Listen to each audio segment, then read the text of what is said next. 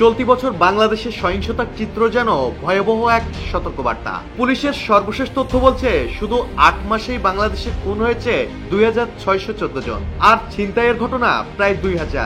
রাজনৈতিক সহিংসতায় প্রাণ হারিয়েছে আরো ৭৯ জন। বিশ্লেষকদের ভাষায় নির্বাচনের আগ মুহূর্তে এই সহিংসতা শুধু উদ্বেগ নয়, এটা ভবিষ্যৎ অস্থিরতার আগাম ইঙ্গিত। রাজধানী থেকে পাহাড় পর্যন্ত অশান্তি বাড়ছে। খাগড়াছড়িতে তরুণী গণধর্ষণ ও ৩ জনের মৃত্যু পাহাড়কে করেছে উত্তপ্ত। যদিও আইন শৃঙ্খলার অবনতিকে ব্যর্থতা হিসেবে দেখছে না অন্তর্বর্তী সরকার। এসব ঘটনার পেছনে বিদেশি ইন্ধন, বিশেষ করে দেশে সৃষ্ট অস্থিরতার পেছনে ভারত ও ক্ষমতাচ্যুত আওয়ামী লীগের ছায়া দেখছে অন্তর্বর্তী সরকার।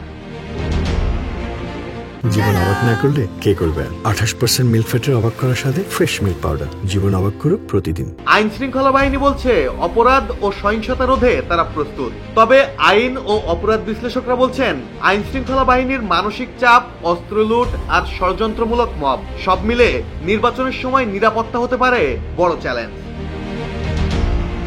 মাহমুদুল হাসান শাওন, জয় জয় দিন।